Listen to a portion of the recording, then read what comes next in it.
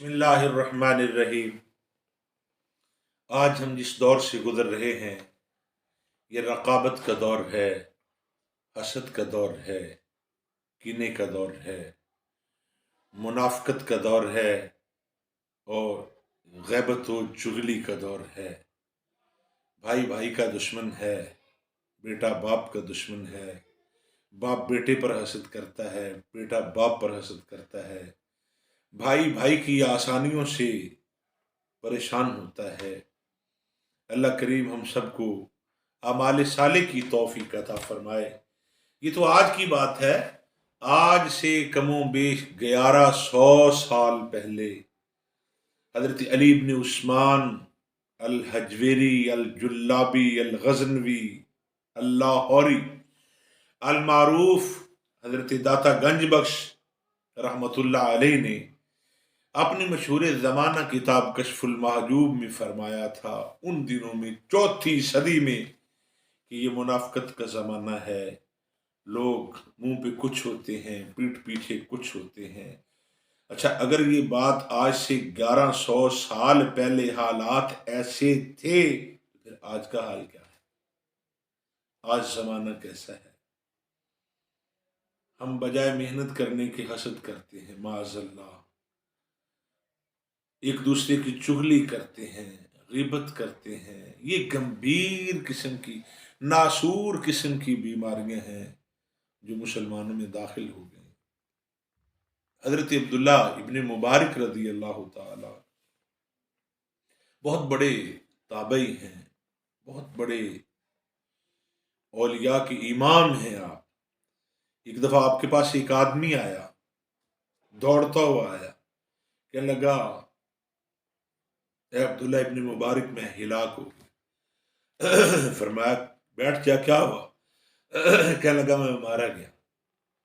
तो फरमाया, हुआ क्या है? कहने लगा, मैं तबाह हो गया, सांस फूला हुआ है, तबीयत में बड़ा तकद्दुर है, मिजाज में बरहमी है, रंग उड़ा हुआ है, चेहरे पे जर्दियां छाई हुई हैं। कहने लगा, मैं बर्बाद हो गया। फरमाया, बता तो सही, हुआ क्या? कहने लगा, मैंने ज़ना कर लिया। और फरमाया, बैठ जा, तूने तो मुझे डरा ही दिया। मैंने समझा शायद तूने किसी की चुगली की है, किसी की गीबत की है। अब आप गौर फरमाइए, तवज्जो फरमाइए कि हमारा तो ओढ़ना बछौना ही चुगली है। भाई भाई की चुगली खा रहा है, बहन बहन की गीबत कर रही है, माँ बाप की चुगली लोग शरेआम कर रहे हैं, औलाद की चुगलियां की जा रही हैं, बुराइयां बयान की जा रही हैं, पीठ पीछे उसकी गलत बयानियां लोगों को सुनाई जा रही हैं, उसके बारे गलत बयानियां की जा रही हैं। हम कहां पहुंचे हुए हैं, किस मकाम पे हैं? इल्ला माशा अल्लाह, जिसकी अल्लाह हिफाजत फरमाए वही बचा हुआ है। वगरना तो अगर मैं कहूं कि 90% लोग इस गुनाह में शामिल हैं, तो मेरा ख्याल है कि मैं सच कहूंगा। रसूल कौन सल्लल्लाहु अलैहि वसल्लम के गुलाम, ये बहुत बड़ी बीमारी है। हमारे दिल में हसद नहीं होना चाहिए। अच्छा, हसद है क्या? अल-मुंजिद को उठाइए। अल-मुंजिद लुगत की बहुत मशहूर ज़माना मारूफ किताब है। उसकी मुसन्नफ लोइस मारूफ ने लिखा है, अरबी जुबान की अल-मुंजिद। वो हसद का माना करते हैं कि हसद ये है कि किसी की नेमत के ज़वाल पजीर होने की दुआ करना और साथ ये भी तमन्ना करना कि या अल्लाह ये नेमत इससे छिन जाए और मुझे मिल जाए। ये हसद है। किसी के नेमत के ज़वाल की तमन्ना करना और उस नेमत का खुद को मिल जाने की तलब करना, ये हसद है।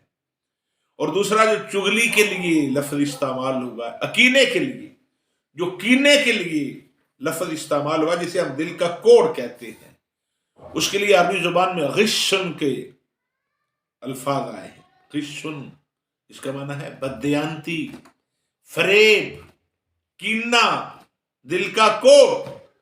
आज गले भी मिल रहे हैं, कदूरते भी अंदर ही हैं। पंजाबी में कहें जफियां डाली जा रही हैं, माथे चूमे जा रहे हैं, हाथ भी चूमे जा रहे हैं। हम जिसके पीछे नमाज पढ़ते हैं उससे भी ऐसे ही करते हैं, उसके जूते उठा के भी रख रहे हैं, मस्जिद से बाहर भी ला रहे हैं, और साथ उसके साथ कीना भी है, हसद भी है, उसकी बुराइयां भी बयान की जा रही हैं, उसकी पीठ पीछे उस पर इल्जाम भी लगाए जा रहे हैं, और खुद हम तकब्बर के, अना के, रौनत के, फिरौनियत के, यजीदियत के, अपनी बड़ाई के माज़अल्लाह बुत को तोड़ते नहीं हैं अंदर से। याद रखिए, नबी कौनैन सल्लल्लाहु अलैहि वसल्लम ने फरमाया, इय्याकुम बिल हसद, हसद से बचो। हसद तुम्हारी नेकियों को ऐसे खा जाता है जैसे आग लकड़ी को खा जाती है। दरबार रसूल सल्लल्लाहु अलैहि वसल्लम सजा हुआ है, कमली वाले तशरीफ फरमा है। हजरत अनस रज़ियल्लाहु ताला अन्हु रावी हैं, रवायत करते हैं कि हम भी सहाबा इकराम बैठे हुए, कमली वाले आका दो आलम सल्लल्लाहु अलैहि वसल्लम ने फरमाया, लोगो अभी तुम्हारे पास एक जन्नती शख्स आने वाला है। सहाबा ने गर्दनें उठा ली, देखने लगे कि कौन खुश नसीब आ रहा है। हजरत अनस फरमाते हैं, थोड़ी देर बाद एक अंसारी सहाबी आए, उनकी मुबारक दाढ़ी से वुजू के कतरे टपक रहे थे, पानी के कतरे टपक रहे थे वुजू के। उन्होंने अपने बाएं हाथ में अपना जूता पकड़ा हुआ था, नालैन उठाए हुए थे। रसूल कौनैन सल्लल्लाहु अलैहि वसल्लम की बारगाह में आके बैठे, बातें होती रही, माहफिल बर्खास्त हो गई। अगले दिन फिर हम उसी मुकाम पर बैठे हुए थे, रसूलुल्लाह सल्लल्लाहु अलैहि वसल्लम भी जलवा फरमाते। सुबहान अल्लाह, क्या बुलंद बख्त थे वो लोग जो हर रोज रूए रसूल सल्लल्लाहु अलैहि वसल्लम की जियारत किया करते थे। नबी कौनैन सल्लल्लाहु अलैहि वसल्लम के मुक़द्दस व मुतबर्रक और बेमिसल बेमिसाल चेहरा ताबा की जो मुसहफ़ करीम की तरह है उसकी तिलावत किया करते थे। दूसरा दिन हुआ, सहाबा बैठे हुए हैं, रसूलुल्लाह जलवा फरमा है। आपने फिर फरमाया अभी अभी तुम्हारे पास एक जन्नती आने वाला है। सहाबा फरमाते हैं, जब हमने देखा तो वही कल वाले सहाबी हैं, वो आके बैठे हैं, बातें हो रही हैं, माफल मुकम्मल हुई, बस में रसूल बर्खास्त हुई, सहाबा अपने अपने घर में चले। तीसरा दिन हुआ तो सहाबा इकराम फिर उसी मकाम पे हैं, रसूल कौनैन सल्लल्लाहु अलैहि वसल्लम भी शरीरा राय मसनद रिसालत है। फिर आपने फरमाया कि अभी अभी तुम एक जन्नती को देखोगे, एक जन्नती आने वाला है। सहाबा फरमाते हैं, हमने देखा कि फिर वही सहाबी जो 2 दिन पहले तशरीफ लाए थे, बारगाहे रसूल कौनैन सल्लल्लाहु अलैहि वसल्लम में हाजिर हुए थे, फिर वही आ गए। हजरत अब्दुल्ला इब्ने अमर इब्न अल-आस रज़ियल्लाहु ताला अन्हु फरमाते हैं कि मुझे बड़ा ताज्जुब हुआ, मैंने अपने दिल में बड़ा रशक किया, मैंने सोचा कि सुबहान अल्लाह, इस हमारे भाई की इतनी शान है कि अल्लाह के हबीब रसूल कायनात सल्लल्लाहु अलैहि वसल्लम इसकी जिंदगी में इसके जन्नती होने की बशारत दे रहे। महफिल बर्खास्त हुई, सारे सहाबा अपने अपने घर को चले। रसूल कौनैन सल्लल्लाहु अलैहि वसल्लम भी अपने कसर नबूवत की तरफ, अपने काशाना रिसालत की तरफ तशरीफ ले गए, और मैं कौन, अब्दुल्ला इब्ने अमर इब्न अल-आस रज़ियल्लाहु ताला अन्हु फरमाते हैं कि मैं उन सहाबी के पीछे पीछे हो लिया। जब वो अपने घर में जाने लगे तो मैंने उनको आवाज दी कि ठहरिए हजरत। वो रुके। अब्दुल्ला इब्ने अमर फरमाते हैं, मैंने गुजारिश की कि मैं अपने बाप के साथ बड़ी बहस करके, यानी बड़ी लंबी चौड़ी गुजारिश करके, उनको मजबूर करके आपके पास 3 दिन मेहमान रहने के लिए आया हूं, क्या मुझे कबूल करते हैं? उन्होंने मुस्कुरा के फरमाया, अहलन व सहलन, बिस्मिल्लाह, वेलकम, खुश आमदेद, चश्मे मार रोशन दिले मां साथ तशरीफ लाइए। मैं 3 दिन उनके साथ रहा, उनका खाना पीना, सोना जागना, उठना बैठना, नमाजें, आमाल देखता रहा, मगर मैंने 3 दिनों में देखा कि वो हमारी तरह आम आमाल हैं जो करते हैं, नमाज पढ़ते हैं, दरबार रसूल सल्लल्लाहु अलैहि वसल्लम में हाजिरी देते हैं, नमाज के औकात में जाते हैं, تو کوئی خاص عمل نہیں کرتے ان اعمال کے علاوہ. ہاں اتنا ضرور تھا کہ جب وہ صبح اٹھتے تھے تو اٹھتے ہوئے اپنے بستر پر اللہ کا ذکر کرتے تھے اور پھر وہ نماز کی تیاری کرتے تھے. 3 دن کے بعد میں نے گزارش کی کہ مجھے اجازت فرمائیے، میں اپنے باپ سے کوئی ناراض ہو کر آپ سے ملنے نہیں آیا، یا میرے باپ کے ساتھ کوئی دشمنی نہیں ہے. میں نے اجازت اس لیے لی تھی کہ آپ وہ خوش نصیب صحابی ہیں جن کے بارے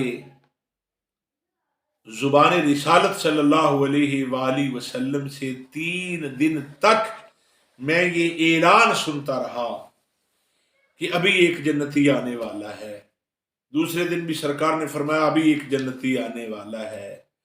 تیسرے دن بھی سرکار نے فرمایا صلی اللہ علیہ وآلہ وسلم نے ابھی ایک جنتی آنے والا ہے. اور جب بھی رسول رحمت اپنی وما ینطق عن الہوی ان ہوا الا وحی یوحی کی زبان حق سے کسی جنتی کے آنے کا اعلان فرماتے تھے تو آپ آتے تھے. تو مجھے آپ پر بڑا تعجب ہوا کہ میں 3 دن آپ کے ساتھ رہوں اور آپ کے اعمال دیکھوں کہ آپ کیا کرتے ہیں جن کے جنتی ہونے کی بشارت رحمت دو عالم صلی اللہ علیہ وآلہ وسلم نے ان کی زندگی میں دے دی. مگر میں نے آپ میں کوئی ایسے عجیب و غریب اعمال و وظائف نہیں دیکھے. بس آپ عام معمول کے اعمال ہی کرتے ہیں جیسے ہم سارے کرتے ہیں. تو اس صحابی کریم نے مسکرا کے فرمایا، عبداللہ ابن عمر بن العاص سے کہا کہ جب آپ کوئی اور زیادہ ایسے اعمال بہت بڑے نہیں کرتے تو آپ مجھے یہ بتائیے کہ آپ اس مقام تک کیسے پہنچ گئے. انہوں نے جواب دیا کہ عمل تو وہی ہیں جو آپ نے دیکھا.